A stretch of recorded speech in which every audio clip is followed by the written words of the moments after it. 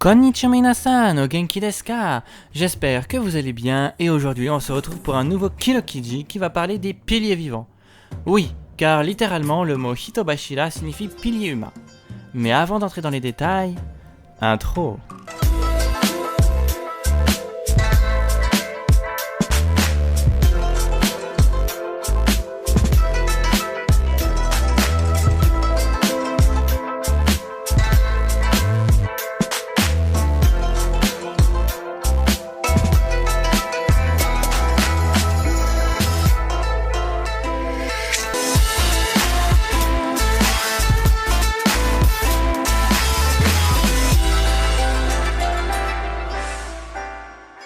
Commençons par parler histoire.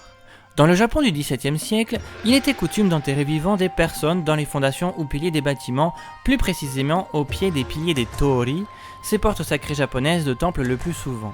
Cependant, il existe des preuves que les Hitobashira étaient encore d'usage dans certains projets de construction au cours du XXe siècle. À l'époque, les Japonais croyaient que ces sacrifices contenteraient les dieux afin qu'ils fassent perdurer les constructions plus longtemps. La légende en général à ce sujet raconte que ces bâtiments seraient toujours hantés par les esprits des personnes prisonnières de ces piliers.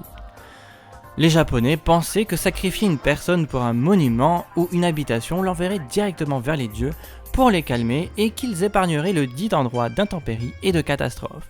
Et certains sont encore debout en effet. Niveau légende, on en retrouve beaucoup, autant qu'il y a de Hitobashira bien évidemment. Cependant, je vous en ai trouvé deux bien connus au Japon que je vais vous raconter dès aujourd'hui. Légende numéro 1. La légende d'Iwafuji nous conte l'histoire d'un village qui aurait eu de trop nombreux dégâts à chaque intempérie, et pour remédier à cela, le chef eut une idée lumineuse. La première personne qui passerait le lendemain matin près des ruines du pont serait exécutée et offerte aux dieux en sacrifice. Les habitants du village acquiescèrent de vive voix, et ce qui fut voté fut fait. Le lendemain matin, très tôt, Iwafuji, le chef, se présenta devant l'entrée du village, attendant le premier passant qui serait là. Les habitants n'attendirent guère plus de temps pour affluer et s'aperçurent que Iwafuji était passé derrière le pas de l'entrée, et fut donc le premier à rentrer au village. Les villageois ayant pris à la lettre sa proposition de la veille, se ruèrent vers lui et le sacrifièrent en l'enterrant au pied des piliers du torii de l'entrée du village vivant. D'ailleurs, on dit que c'est le premier Hitobashira. Sympa, non? Légende numéro 2. Il paraîtrait que le château Maruoka dans la préfecture de Fukui, ancienne province Echizen, serait un Hitobashira, et c'est pourquoi ce serait l'un des derniers châteaux médiévaux japonais ayant survécu au temps. Alors qu'il était en construction, il fut sujet à de nombreux effondrements empêchant la fin de celui-ci. Il fut convenu qu'une femme borgne et pauvre, nommée Oshizu, devait être sacrifiée pour l'honneur en un Hitobashira sous le château. En récompense de son sacrifice, elle promit que son fils serait fait samouraï. Mais cela n'aura servi à rien puisque le seigneur et son château furent transférés dans une autre province et que le fils ne devint jamais samouraï.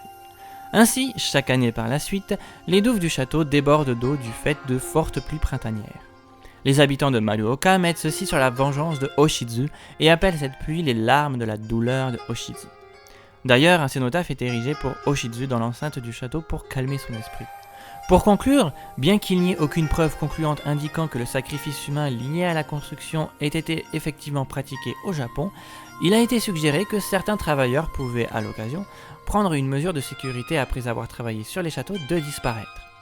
Cela aurait permis de garder le secret des Hitobashira de certains châteaux, attribuant la sécurité à celui-ci. Peut-être que si on révélait qu'il y ait eu en effet des sacrifices humains à ces endroits, cela enlevait-il la fonction de sécurité. Bon, simple supposition bien sûr. Les versions modernes de ces vieilles légendes peuvent également se retrouver sur l'île au nord du Japon, Hokkaido. Les ossements humains ont été retrouvés autour de plusieurs ponts et tunnels, prêtant un air de crédibilité aux rumeurs que les travailleurs se seraient sacrifiés pendant la construction. On est d'accord que maintenant on ne verra plus jamais les constructions traditionnelles japonaises de la même manière.